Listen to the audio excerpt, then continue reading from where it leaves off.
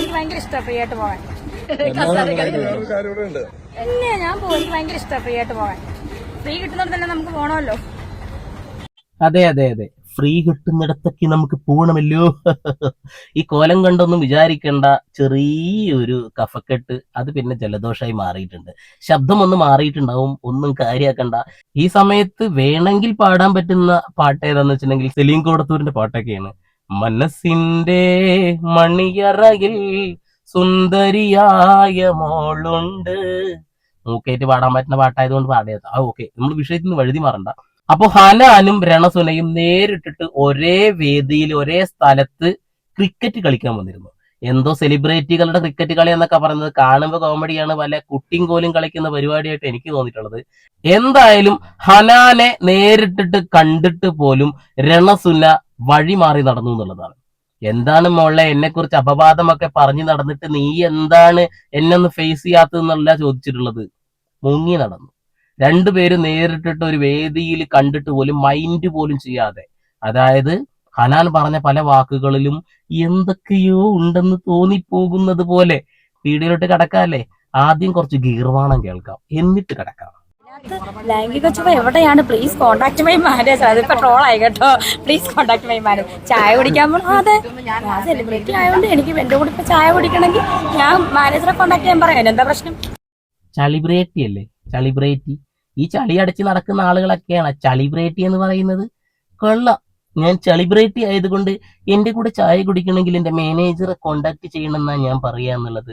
എടാ, ഞാൻ വേറെ ചളിബ്രേറ്റികളൊന്നും ഇങ്ങനെ കണ്ടിട്ടില്ല കേട്ടോ. എന്താ ഒരു കോലം നോക്കിയേ.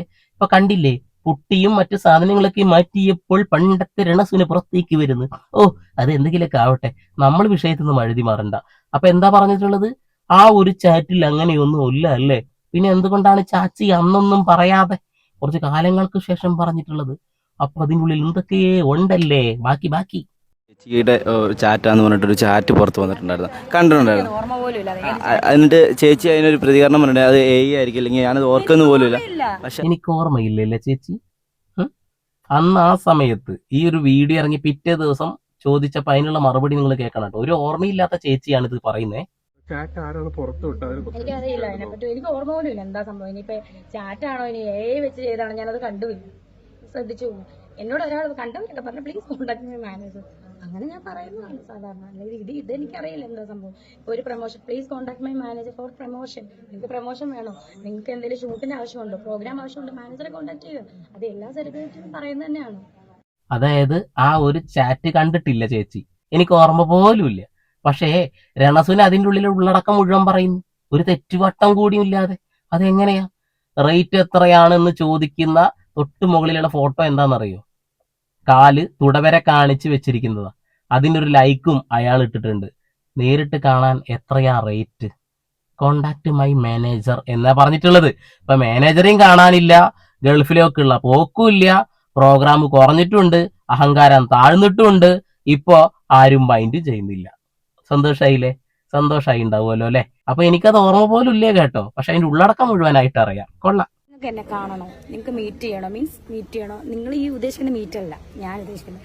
ഒരു കോഫി കുടിക്കണോ, ഷേക്ക് കുടിക്കണോ, ഒന്ന് ഡ്രൈവിന് പോകണോ, അല്ലെങ്കിൽ ഒന്ന് പുറത്ത് നമ്മൾ കറങ്ങാൻ പോകണോ, just meetup. Please contact my manager. ഞാൻ പറയാറുണ്ട് ലൈവില്. അത് ഞാൻ ലൈവിൽ പറയാറുണ്ട്. പക്ഷേ ചില ആളുകൾ മെസ്സേജ് അയക്കുമ്പോഴും ഞാൻ പറയാറുണ്ടെന്നാ പറഞ്ഞത്. പക്ഷെ ഒരു ദിവസം കഴിഞ്ഞാൽ എനിക്കത് ഓർമ്മ ഉണ്ടാവില്ല കേട്ടോ. പക്ഷെ പറയാനുള്ളതൊക്കെ പറഞ്ഞു കഴിഞ്ഞിട്ടുണ്ടാവും. ഇവരെ കൂടെ ചായ കുടിക്കാൻ ആർക്കെങ്കിലും പൂതിയുണ്ടാ? ഇവര് ഫുഡ് കഴിക്കുന്ന കുറെ വീഡിയോസ് ഉണ്ട്, അതൊക്കെ ഒന്ന് കണ്ടു വെക്ക്. അതൊക്കെ കണ്ടാ നിങ്ങൾ ചായ കുടിക്കാനല്ല പോവുക. ഞാൻ വേറൊന്നും പറയുന്നില്ല എന്റെ പൊന്നേ. പക്ഷെ അതുപോലും പലരും വളച്ചൊടിച്ച് ചേച്ചിക്ക് നെഗറ്റീവ് ആക്കുന്നു. ഈ പ്രത്യേകിച്ച് ഷെഫീന എന്ന് പറയുന്നത്. ലൈംഗിക ചുവ എവിടെയാണ്? Please contact my manager. അതിപ്പോ ട്രോൾ ആയി കേട്ടോ. Please contact my manager. ചായ കുടിക്കാൻ പോകണം. അതെ, ഞാൻ സെലിബ്രിറ്റി ആയതുകൊണ്ട് എനിക്ക് എന്റെ കൂടെ ഇപ്പൊ ചായ കുടിക്കണമെങ്കിൽ ഞാൻ മാനേജറെ കോൺടാക്ട് ചെയ്യാൻ പറയാം. എന്താ പ്രശ്നം? അതിനൊരു പ്രശ്നമില്ല. ഞാൻ സെലിബ്രിറ്റി ആണെങ്കിൽ സ്വയം അങ്ങ് തീരുമാനിച്ച് ഞാൻ സെലിബ്രിറ്റി ആണെന്നുള്ളത്. നിങ്ങൾ സെലിബ്രിറ്റി തന്നെ. ചളി അടിച്ച് ഒപ്പമുള്ള ആൾക്കാർ പോലും അതിൽ ഒലിച്ചു പോയി എന്നുള്ളതാണ്. പിന്നെ ഇതിന്റെ ഒപ്പം വേറൊരാളുണ്ട് കേട്ടോ, സാരിക ചേച്ചി. സാരിക ചേച്ചി വല്ലാണ്ട് അങ്ങ് വെളുപ്പിക്കാൻ നോക്കുന്നുണ്ട് കേട്ടോ. സാരിക ചേച്ചി ഇവരുടെ സബ്സ്ക്രിപ്ഷനും ഊളത്തരങ്ങളൊക്കെ ഒന്ന് ആദ്യം കാണണം കേട്ടോ. ആരും ഒന്നും മൈൻഡ് പോലും ചെയ്യുന്നില്ല കേട്ടോ എന്നിട്ടും. അതാണ് ഇതിൽ ഏറ്റവും വലിയ കോമഡി എന്നുള്ളതാണ്. പിന്നെ ചേച്ചിക്ക് നല്ല സപ്പോർട്ടായിട്ട് 2 വ്ളോഗേഴ്സും കൂടി ഉണ്ടല്ലോ. എന്ത് അപരാധം കാണിച്ചാലും സപ്പോർട്ട് ചെയ്യാനുള്ളത്. അവരും കൂടി ഉള്ളത് കൊണ്ട് ചേച്ചിക്ക് അത്യാവശ്യം നല്ല റീച്ച് ആണല്ലേ. എന്ത് റീച്ച്! തെറി കേട്ട് ഒരു മൂലയിലിരിക്കാറായി. മിക്കവാറും അധികം വൈകാതെ ഇൻസ്റ്റഗ്രാമും കൂടി കാഞ്ഞു പോകും മക്കളെ. അതുപോലെ ചേച്ചിയുടെ മാനേജർ എന്ന് പറയുന്ന ആളെ കുറിച്ച് ഒരുപാട് നെഗറ്റീവ് വരുന്നുണ്ട്. അയാൾ ഭയങ്കര മോശമായിട്ടുള്ള സ്ത്രീയാണ്. ചേച്ചിയുടെ അഭിപ്രായത്തിൽ എങ്ങനെയാണ്? പറയുന്നവളാണ് മോശം. എൻ്റെ കരീഷ്മ, എൻ്റെ മാനേജർ, ഞാൻ കണ്ടതിൽ വെച്ച് ഏറ്റവും നല്ലൊരു വ്യക്തിയാണ് അവർ. അതെ അതെ അതെ അതെ കരീഷ്മയുമായിട്ട് കോണ്ടാക്ട് ചെയ്ത ഒരു അമ്മച്ചിയുടെ ശബ്ദ സന്ദേശം ഞങ്ങൾ കേട്ടതാണ്. അത് ഷെഫീന ബീവി പുറത്തു വിട്ടത് നമ്മളെല്ലാവരും കേട്ടതാണെന്നുള്ളതാണ്. അപ്പൊ കരീഷ്മയോട് അമ്മച്ചി ചോദിക്കുന്ന ഒരു ചോദ്യമുണ്ട്, പൈസ ഉണ്ടാക്കാൻ എന്ത് ഊളത്തരം കാണിക്കുന്നത് ശരിയാണോ? അപ്പൊ കരീഷ്മ ഇങ്ങോട്ട് പറഞ്ഞത്രേ, അവർക്ക് അങ്ങനെ വലിയ നാണൊന്നും ഉള്ള ഒരാളൊന്നുമില്ല, അവരങ്ങനെ ഇതൊക്കെ കാണിച്ചാലും അവർക്ക് സങ്കടമുള്ള ഒരു കാര്യമൊന്നുമില്ല. അപ്പൊ അവരതൊക്കെ ഒന്ന് കാണിക്കുന്നു, ഞാൻ അവർക്ക് പ്രോഗ്രാം പിടിച്ചു കൊടുക്കുന്നു. അതാണ് കരീഷ്മയുടെ ഒരു ലൈന് കേട്ടോ. എന്തായാലും കരീഷ്മയെ കുറിച്ചിട്ട് മറ്റുള്ള കാര്യങ്ങളൊക്കെ ഷെഫീന ബീവിയുടെ ചാനൽ വഴി പുറത്തു വന്നിട്ടൊക്കെ ഉണ്ട്. പിന്നെ ആരും ഒന്നും കണ്ടിട്ടില്ല. ഷെഫീന ബീവിക്കുള്ള മറുപടി കൊടുക്കൽ രണസുന നിർത്തുകയും ചെയ്തു. കാരണം അവിടെ ചൊറിഞ്ഞ നല്ല മാന്ത് കിട്ടും. അതുകൊണ്ടൊക്കെ തന്നെ ആകാം. ഇനി മക്കളെ, രണസുനയുടെ ഒരു കഴിവ്, നിങ്ങൾ പാട്ട് പാടാൻ കഴിവില്ലെന്ന് പറഞ്ഞാലും ഡാൻസ് കളിക്കാൻ കഴിവില്ലെന്ന് പറഞ്ഞാലും ഇത് നിങ്ങൾ എന്താ പറയാ?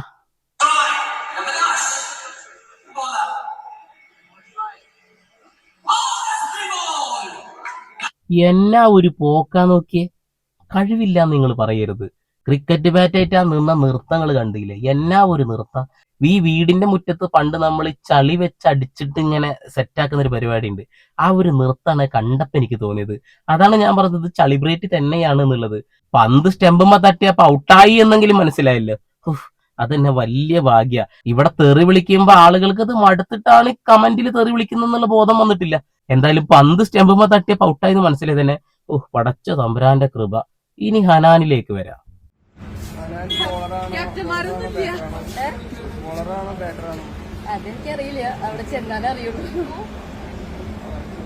ബാറ്ററാണോ ബോളറാണോ എന്ന് നമ്മളാണ് തീരുമാനിക്കാറ്, അല്ലാതെ അവിടെ വന്നിട്ടല്ല ആളുകൾ തീരുമാനിക്കുക.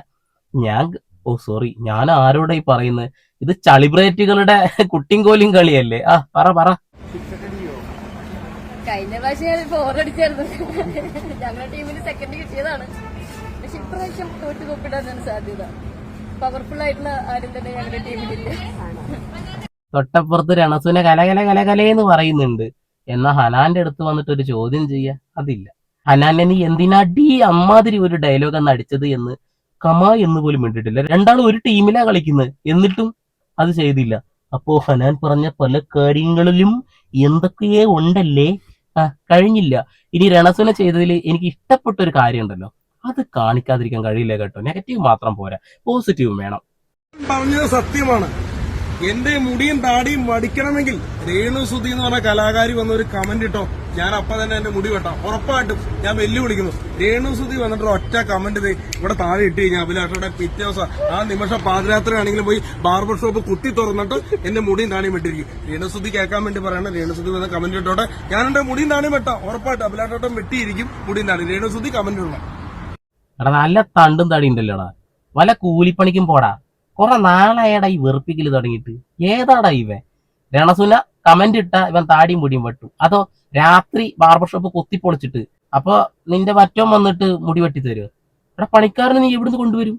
ആ സമയത്താണെങ്കിൽ കൊട്ടാരക്കര ഏരിയയിലൊക്കെ ആണെങ്കിൽ ചില ആളുകളൊക്കെ കിട്ടും, അവരെ കൊണ്ടുപോയിട്ടെങ്കിലും നീ കാര്യം സാധിക്കുക കേട്ടാ. രണസുന കൊടുത്ത മറുപടിയാണ് എന്റെ പൊന്നെ, ഇതൊന്ന് കേക്കി. അഭിലാഷേട്ടെ മുടി വെട്ടേണ്ട കേസ് പറഞ്ഞിട്ട് വെട്ടാൻ വേണ്ടി കൊണ്ടുപോയി പൈസ കൊടുക്കോ?